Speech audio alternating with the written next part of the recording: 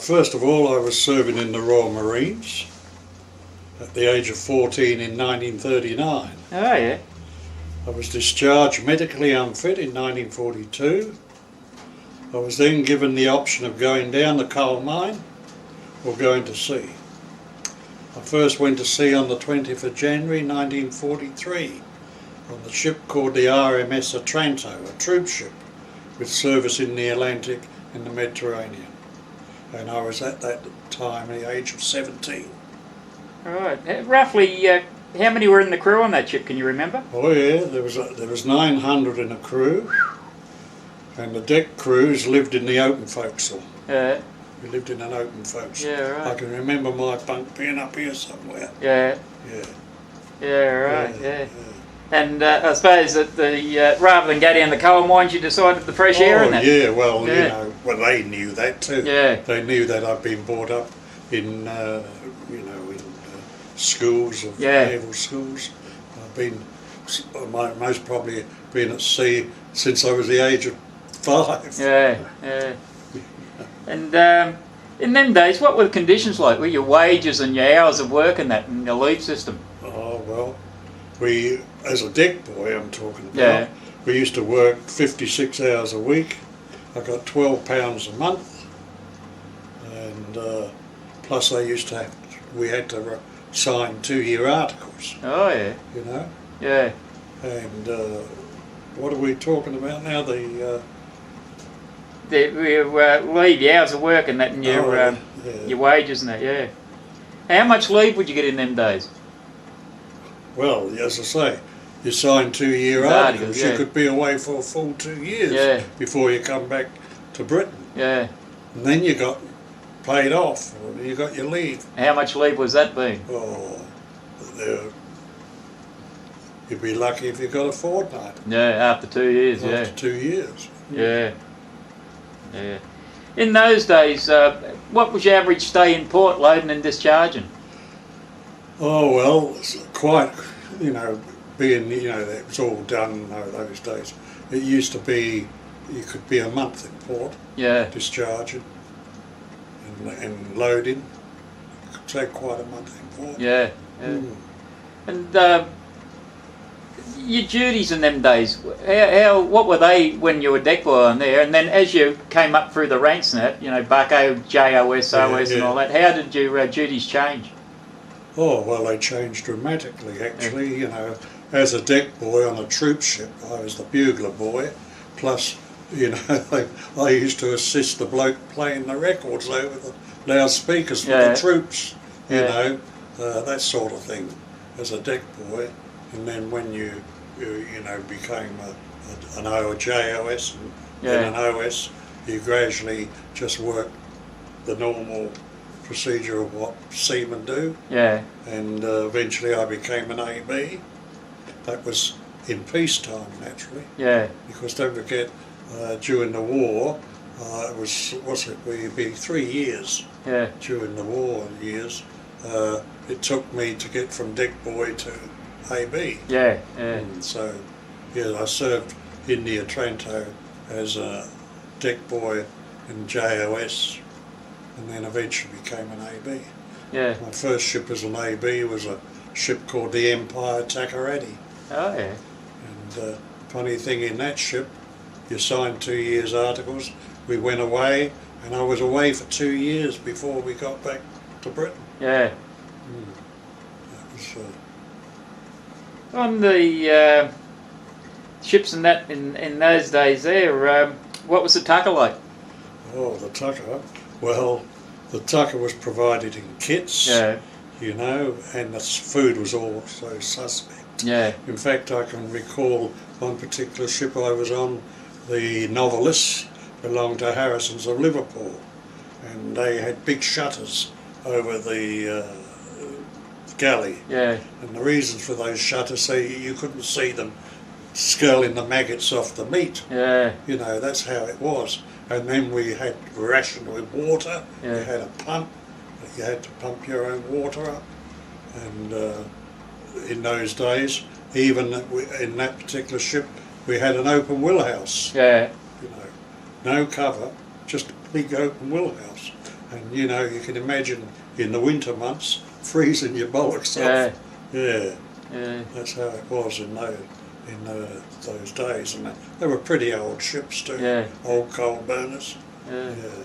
Harrisons, were they known as Hungry Harrisons? Hungry Harrisons. Hungry Harrisons, right. Yeah, right. Hungry Harrisons of Liverpool. They had quite a sizable fleet. Yeah. But they lost a lot of ships too during the war. Yeah. See what happened, the government of the day, all these empire boats and liberty boats that were built, they were more or less given to them as a gift. Yeah. You know, these various shipping companies to build up their fleets that they lost. Yeah, during the war. During the war, Over the years now, how did the food change in that? How did it change?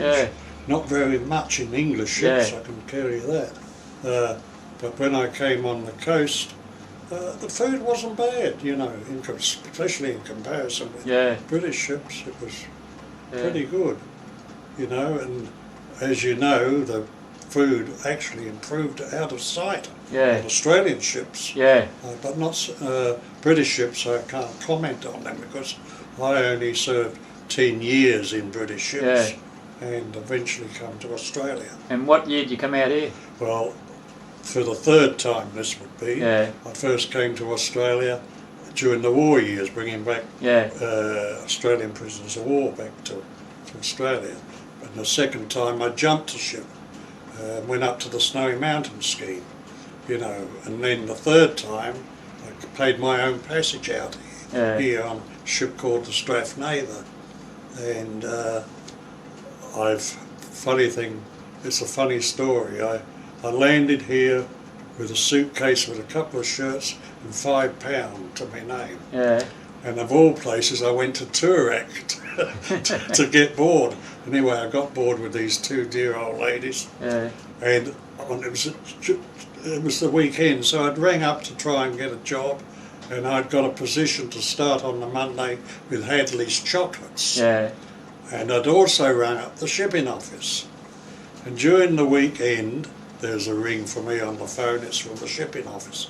Would I be prepared to take a position in a ship called the Commandy as bosun, you know, an acting mate on this ship called the Commandy?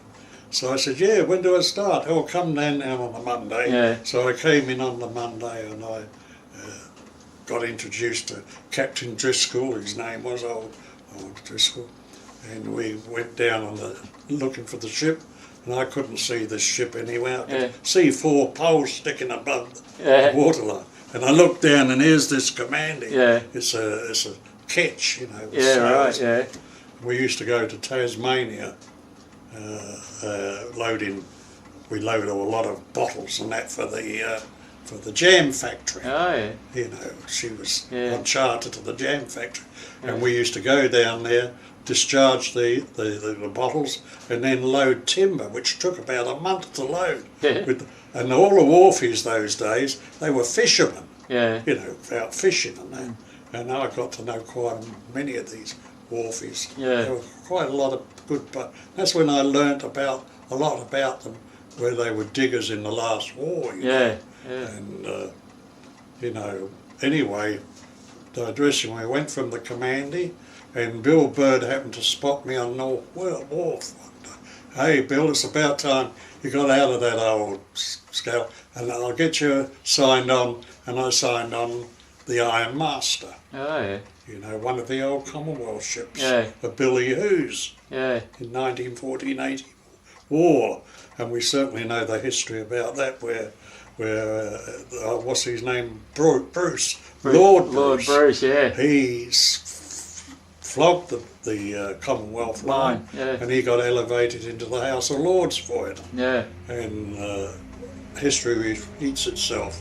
He lost his seat, plus the government, and John Winston Howard done exactly the same thing. Good thing to see, wasn't it? It was a good thing, mate.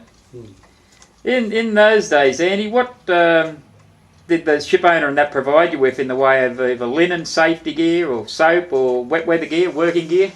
Oh, well, You talking about pommy ships? No, Aussie. Oh, any ships, Aussie or pommy. Well, in the Aussie ship, got to go back to the British ships. What did they provide? They provided you 1 tin of milk to last you 3 weeks. Yeah. Your whack of sugar and your tea, and on top of that, they used to give you a bloody big tin of Battle Axe jam. Yeah. You know, to last a fortnight. So naturally, when I got into my first Australian ship, what a surprise with the 2 different unions. Yeah. The NUS was ultra conservative, and here we come into the SUA, and they were very active, you know, in the peace movement, Yeah. which appealed to me because of the war, and they also, you know, they had many campaigns. I can remember the Union always sticking up for these countries where the imperialists, as they called them, wanted to get back their colonies and empire. And we helped, the Union did help a lot in these progressive people who were like in Indonesia and those places to get their independence. And if you also know that in Vietnam, the bloke there, all they were doing were fighting, first of all fighting the French. Yeah, Ho Chi Minh, yeah. Yeah, Ho Chi Minh. And he, you know, they branded him as a red ragger and all that load of bullshit. He was fighting for his very survival. Yeah. To get his own country independence. That's right, yeah. Exactly happened there. Well, as you know, the Union, we opposed the Vietnam War. Yeah. And rightfully so too. And, you know, when you come to think of it, whatever the Union did, they've been vindicated over the years. What they did was right. Yeah, that's right. You know, we all know that the biggest problem for our union was Menzies. Yeah. Menzies, he started his party, about 46, 47, he started the Liberal Party.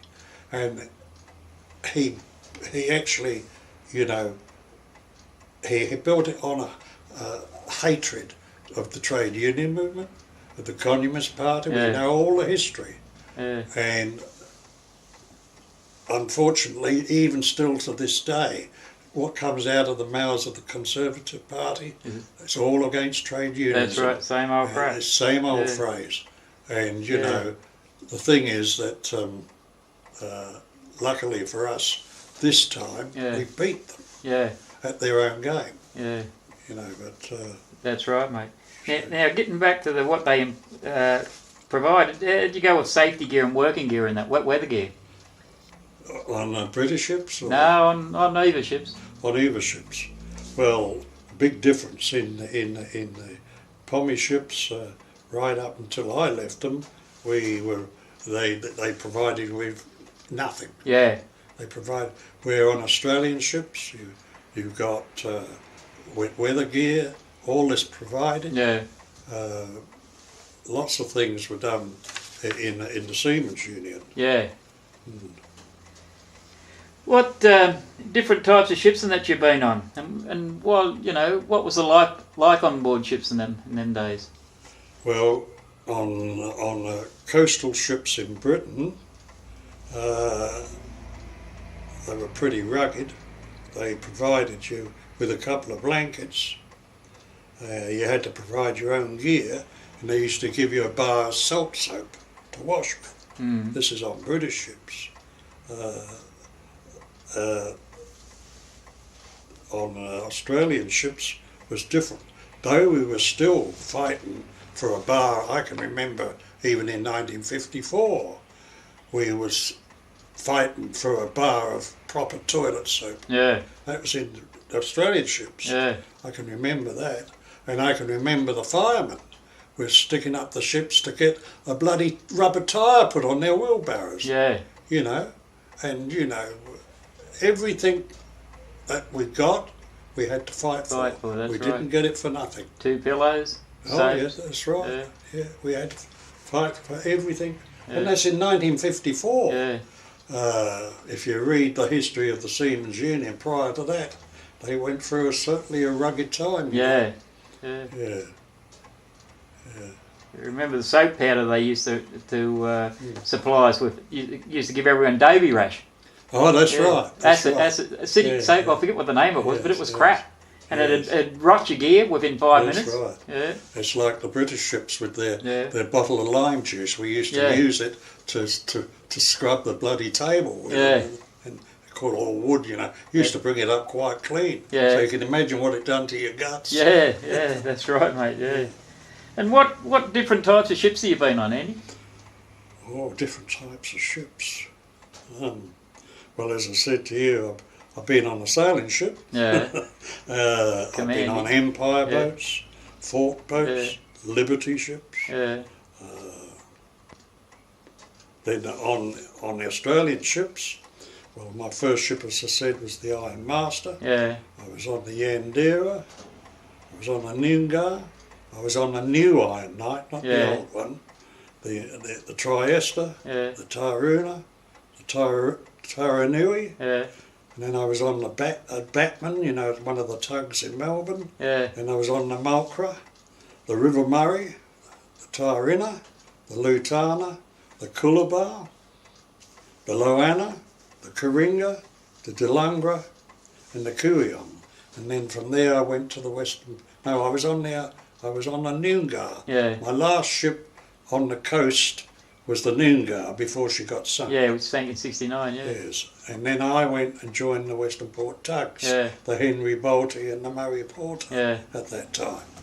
And for a whole 20 years or so, I was at Western Port. I was the delegate, and I was also secretary of the Trade Union Committee, which we were lucky to get the experience down there with the oil dispute in the 1970s, where we were able to get the public on side with, we used to put ships alongside that were needed for the hospital, things like that, and this brought us on side with the public.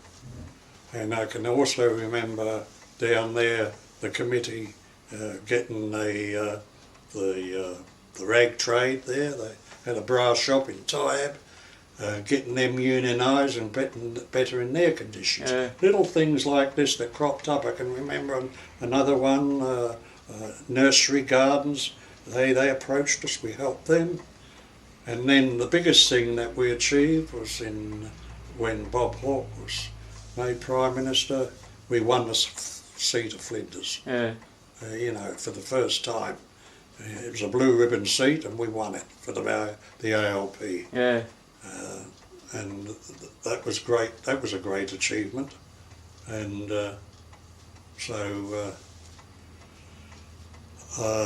yes, it brings back a lot of good memories of my time in the tugs down at Western. Some of the characters you've met over the years, you would have come across a few of them? Well, my first, I've had some wonderful shipmates, for instance. But I remember my first meeting was with Bill Bird. He was the secretary of the Victorian branch. I first met him in 1948 when I was in home boats. And I can remember him talking to me, a little funny story he said to me. He said, Bill, the working class, he said, like the old Arab at Port said, he says, throwing you a coin with a hole in the middle, but you don't see the string attached to it, he says. And then he said he throws you the coin and he tugs it back. And he said to me, as it goes, old mate, you could never win. Always remember, Bill, it's a continuous working class struggle. And how right he was. Yeah, that's right, mate. That was Bill Bird. And then I had some real characters. I can remember one character, everybody knows the Candy Kid. Well, he was with me on the Taranui. Used to be called the Bingara. In the war she was the Bingara. But the Taranui and Noble's runner with the high explosives out at, we used to go out off Altona there and load the ship.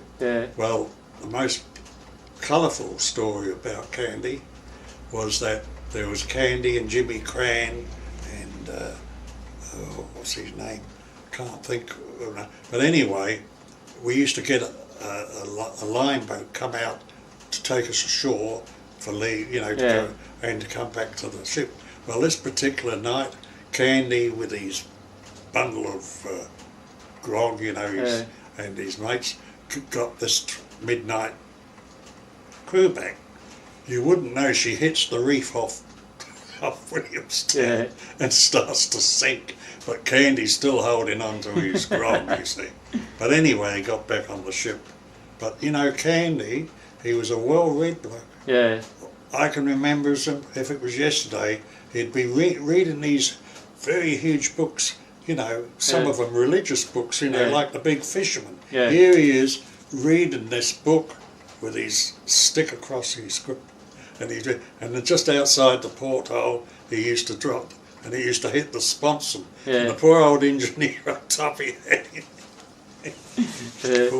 No, Candy was a colourful man. Yeah, but there are quite a few others on the coast. Yeah. That, all good mates. Yeah. Any highs or any lows, any good times, bad times sort of things that you came across in your time at sea? Well, I suppose the biggest low was in Britain after the war, where I saw with my own eyes the British Merchant Navy being decimated into flags of convenience ships. That was one of my biggest. And then also, with naturally the war years, in the convoys crossing the Atlantic Ocean. And then another low for me was the demise of the Seamen's Union of Australia.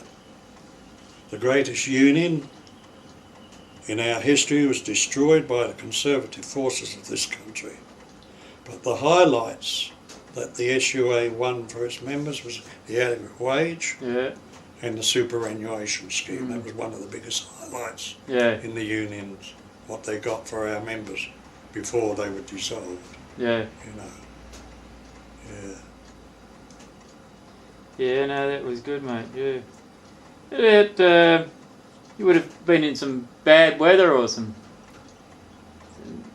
either hits or misses, like either bloody cyclones or anything like that in your time? Oh, well, I can remember a certain ship I was on called the SS Harpeley. She was an ex-Empire ship, and we were going across from Britain to Newfoundland to load iron ore. We got there in that particular area is very, very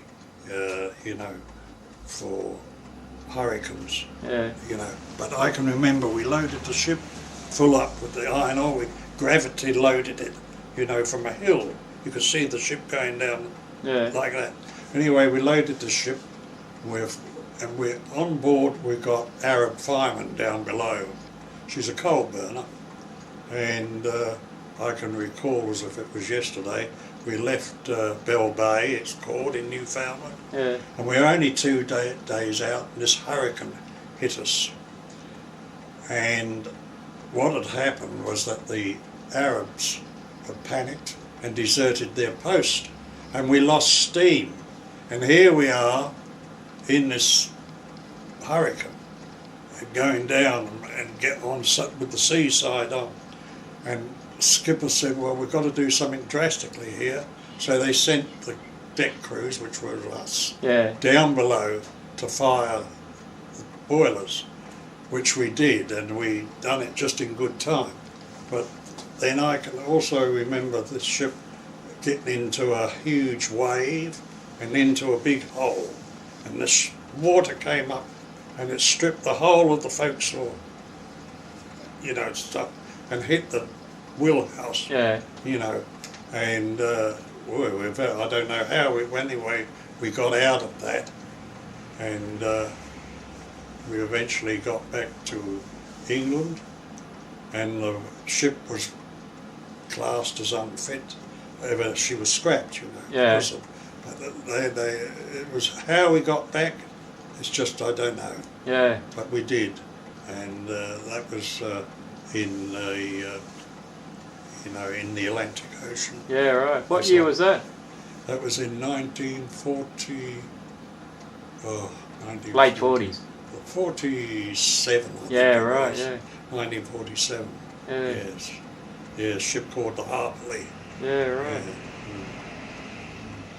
Yeah. The Seamen's Union of Australia, mate. How did it influence shipboard life and the welfare of seamen and their families? What does it mean to you? Well, I think of the SUA, it had a high reputation, which it showed national and internationally. The solidarity of its membership has always been its driving force. With the understanding for world peace, which they did, and our friendship with one another, which always kept us on course. Mm. And I always remember, and I say to members past and present, always remember your working background. Never be ashamed of it. Yeah, that's true, mate. That's true. How did it influence the welfare of seamen and their families? What, the SUA? Yeah. Oh, well, they you know, they got a lot of conditions for the families of seafarers. You know, we I don't know what I can remember. And then what, you know, I don't know if you remember the Petroff affair. Yeah, don't remember. I've read about Well, it. the Petroff affair, it was a Menzies stunt to win the 1954 elections, Yeah. which he did. And then we had the indemnity payments in 1958, Yeah. where they tried to blackmail, what's his name, Elliot, Yeah. you know. And then we had the boycott of ships to Vietnam, and then we had the Kamala dispute, Yeah. and then the penal clauses, Yeah. the weekend penalty rates, and then we had the Ampol dispute. Yeah, that's right, mate. Remember yeah. that well? Yeah. P.J. Adams. P.J. Adams slipped her out of bloody Whaler at midnight with Chinese crew and Pommy officers. That's right. And then on top of that, with that dispute, what happened? We got the first tanker on the coast, which was in 1963, the R.W. Miller. Yeah. Was our first tanker on the coast. What did the union do? Was get us the adequate wage. They got us the superannuation. 1972, so many disputes over the years, especially in the tugboat industry. We were tied to many disputes to better conditions of our fellow workers over many years. Yeah. Stop work meetings, mate. Oh well, I loved stop work meetings. I don't know about stop work meetings were very important in keeping in touch with our members all around Australia. And I know in my days it was well attended. Yeah. Well attended. Yeah. You know, I used to enjoy the stop work meetings, and luckily for me at the moment, with being in the Veterans Association of the MUA, it does remind you of the good old days of the meetings. Oh no, they were well attended. Yeah, I remember going to Unity Hall or something, wasn't it? Bloody, right. you couldn't get in there. In Burke Street. Yeah. It used to be packed. Packed, that's right. It used to be packed. Yeah. Oh, you know, every meeting you go to was packed all around Australia. Yeah. All around Australia. Yeah, that's right, mate. Yeah. The pickup, mate. How were seamen selected for jobs and that? Oh, well, I can remember even that now, even in 54, when I first joined the union. You used to go to the shipping office, and the mate of the ship used to come along and pick out which bloke he wanted. Yeah. Right. Which was very embarrassing at times, but eventually the Seamen's Union took over the pickup. Yeah. And it was a much better situation. But now I realise they lost that condition. Yeah, Peter Reef got rid of that. But you know, it's certainly Yeah. certainly how I look at it. Yeah. Yeah, the mate those days, or the engineer. You know, like you felt like cattle. Yeah. You know, and some of these blokes, you know, they used to have something in the mate. Yeah. Rose or something. paper under their yeah, arm. That's or, right. Yeah. That's right. And Yeah. that's how they used to pick the men up. Yeah, and then when the roster system came in, it was a bit fairer for everyone. Oh, yeah. That's right. Yeah. Schedule C in the leave system, mate.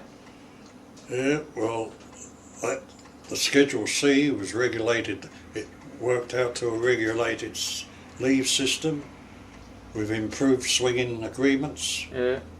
And what was it? Was it 32 weeks on and 20 weeks off? Used to be something like that to start off with, I think. Yeah, that's what it started off with. I don't know what it is today. 1 and 1. 1 and 1, is it? Yeah, virtually 1 and 1. I know that down on the tugs we used to work a fortnight on and a week off. Yeah. We had that system. Yeah. But, you know, that's what was implemented in Schedule C in 1970, 72, I think it was. Yeah.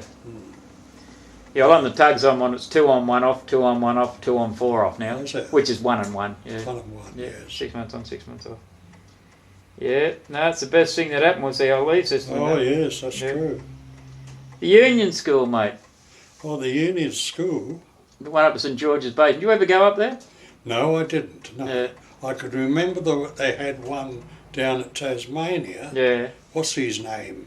Used to teach the young fellows. It's George Martindale. Yeah, that's George Martindale. Yeah, no, this was the Union School at St George's Basin. I've heard of it, yeah, but I didn't have much to do with it. Yeah, No.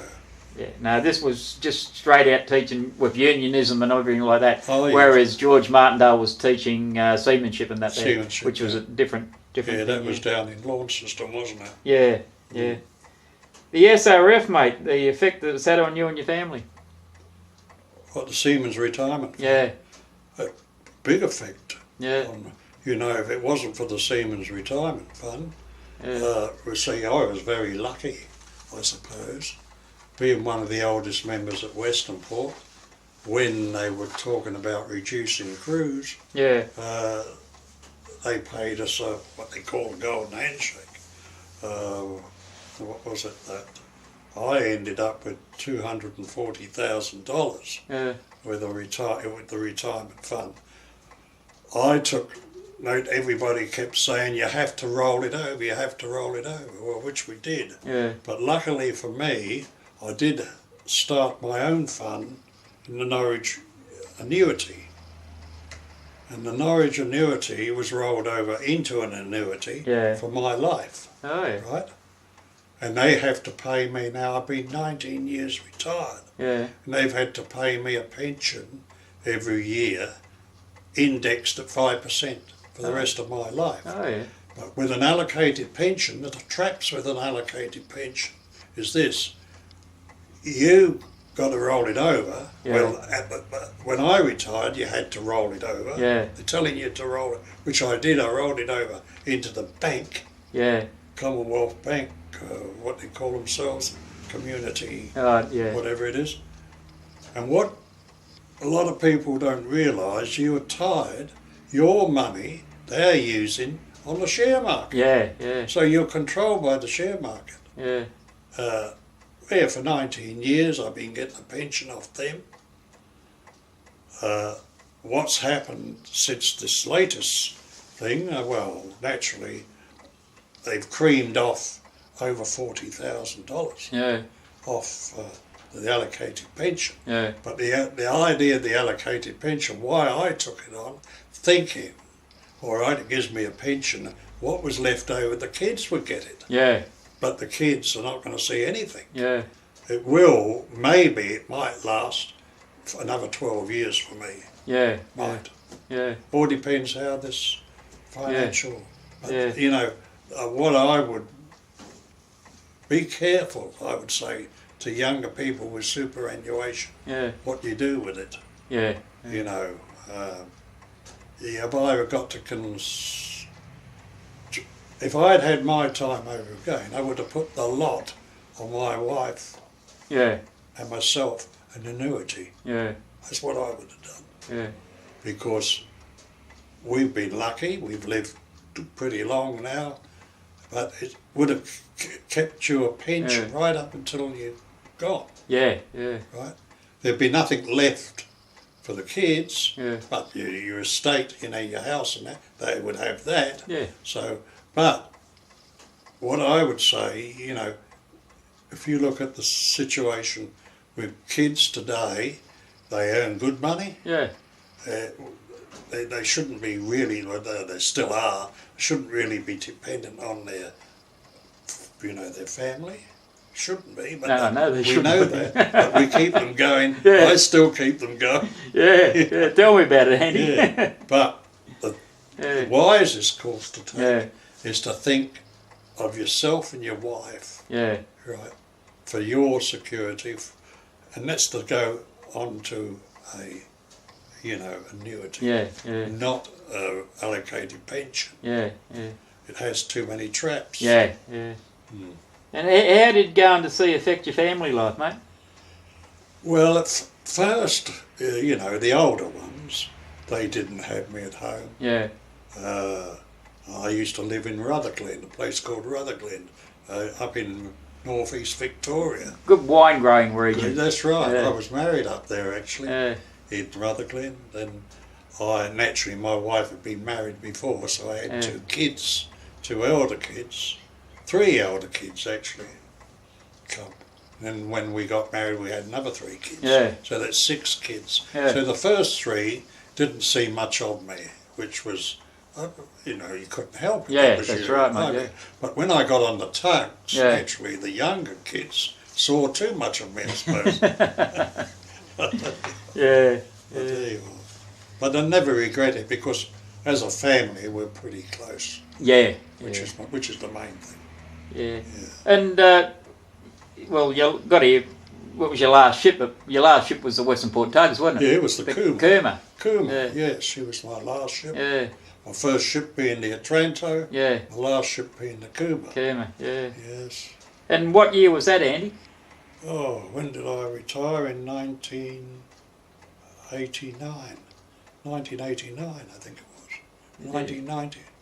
Can't think. 3 years before. Let me think now. Yeah. 1989 I retired. 1989. Yes, I retired in 1989. Yeah. And you did, because I was still down there when we give you the retirement party. That's right. 89, yeah. And of course the dwindling numbers, the amalgamation of the MUA, which was 1993. Yeah. And apart from being an author and that now, which all bloody retirement seamen seem to do, yes. What else do you do these days? Oh, I get around to various meetings, which I enjoy, Yeah. I also members of the senior sits clubs, as you call them. One down at Hastings and one at Somerville, which the only thing is that, they've been penetrated by the Liberal Party, especially on the peninsula here. Yeah. Oh, yes.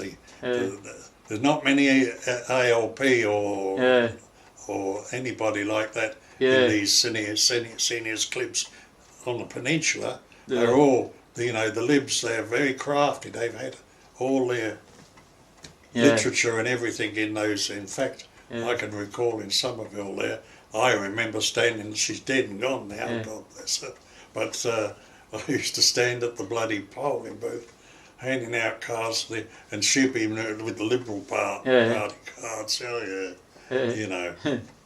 I can remember. I had a lot of fun on the polling booths, You're also a member of the MUA Vets Group too, aren't you? That's right, yes, and that's very interesting. Yeah. Because I'm able to converse with older members like myself, who have a lot of good memories of the trade union movement. And yes, we've been actually, I reckon that they'll be all a little bit happier today because the MUA veterans have been pressing this business for the pensioners. Yeah. And here we are, at least Kevin Rudd's come to the plate now. Yeah. In support of the pensioners. Yeah, that's right, mate. The funny thing about this pension business, I concede that a person just on the pension alone is really struggling. Yeah, yeah, Myself, no. yeah, You know, I don't understand the setup. yeah. But here am I, going to be, my wife and I are going to be in receipt of, what's it, $2,100. Yeah, yeah. Why? I can't fathom it out. He's giving you a Christmas present. Give me a Christmas present when I'm on, you know, Yeah. with the way I've been very shrewd Yeah, with my retirement. I've only taken the minimum pension. yeah, That's why it's lasted so long. yeah, But just the same, I'm in receipt of $48,000 a year, yeah, free of tax. yeah. What do I want $2,100 for? Well, just send it down to my place. Oh, yeah, that's right. But that's how Yeah. funny things are Yeah, in that's this right, mate, yeah. capitalist system, whatever Yeah. you call it. You know. Yeah, But, yeah, no, I mean to say, going back, yeah, the biggest thing the union got for us was yeah, the superannuation. yeah. Pat Garrity's baby. Oh, yes. Yeah. And I've got to go up and interview him one of these days. I keep saying it all the time, but I've got to get there he's soon. a great guy, that too. Yeah, I've got to get up there and see I Bluey can soon. recall Pat and I up in the conventions, you know, we Yeah. used to have up there with the SUA. Yeah, He's a fine man. We were very lucky, you know, our union officials yeah, we've had over the years, very militant, yeah. and And you can talk to them. you certainly Yeah. can. Yeah, Anybody can talk to them. You Yeah. know, I was never a member of the Communist Party, but I got a lot of friends who were, you know. the vets groups. Now we've got the vets group, so we might finish Yes, that I part, got did we? Yeah. Okay. No, what little part you have with the active part of the union today, apart from the retired groups and that? What do you think of the industry today?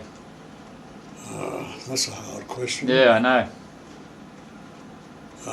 What do I say here? We are very lucky to have and still have officials of integrity with militancy within their makeup. It's something unique that I've found in most seafarers. Their humour, their rebellious nature, and humanity to their fellow being. I have found so rewarding in my 45 years at sea. The Seamen's Union of Australia is now part of our maritime history.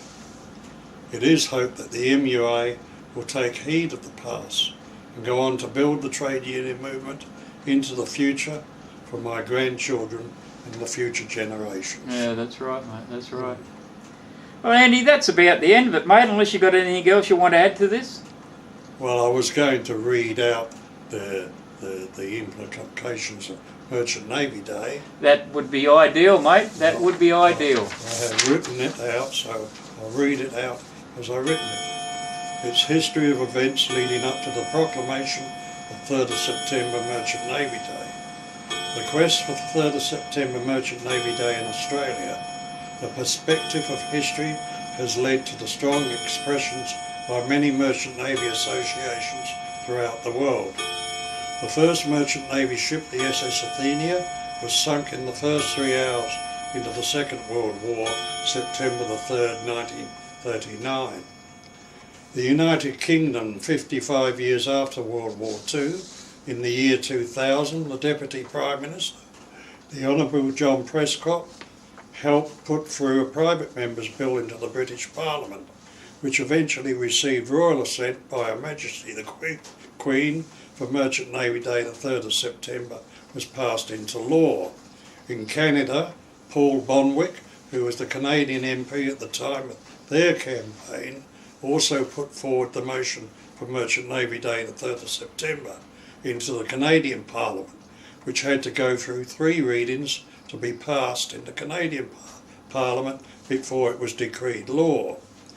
Billy McGee, who runs the Merchant Navy website in the UK, contacted Ron Steve Wiley in the year 2000, who runs a Merchant Navy website here in Australia, to try and establish a 3rd of Merchant Navy Day the same as the UK and Canada, backed by America, Russia and European countries of World War II.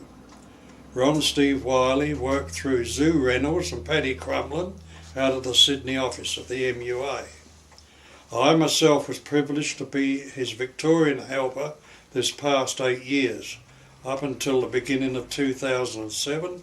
Ron Steve Wiley, with the assistance of his friend, colleagues and his sitting member, the Minister, the Honourable Tony Abbott, brought a petition to be presented to the House of Representatives in May 2006, listed in Hansard and presented to the Minister, Honourable Chris Hatcher, who referred it back to the Minister for Veteran Affairs, the Honourable Bruce Bilson, hatchet man to the Honourable John Winston Howard. A campaign that went into nearly 6 years with no results. Our petition was archived and never followed up due to not being in accordance with the standing orders, another fob off by the Howard government. Ron approached me in getting the Labour Party on side, also with the trade union movement. I sent flyers to various members of the Labour Party, the MUA, the ACTU, prior to the federal conference in Sydney 1977 and prior to the forthcoming elections. I received letters back from Kevin Rudd, Martin Ferguson, Alan Griffin and many more with their support. On the 1st of September 2007, received a telephone message from Janice Lee, Alan Griffin's secretary, prior to the announcement that the Rudd government would recognise 3rd of September as Merchant Navy Day. She said, please don't hesitate to ring me if you wish to discuss the proclamation on one point that was left out. I sent back to Griffin office plus Kevin Rudd. The Governor-General of Australia calls upon its people to celebrate 3rd of September Merchant Navy Day and to display the red ensign alongside their national flag at their homes and in their communities. Also, Australian merchant vessels, the RAN and allied vessels, to dress ship on the 3rd of September Merchant Navy Day to sound their horns at 1 a.m. I have written the book Coral Sea Under the Southern Cross, Forgotten Service of World War II.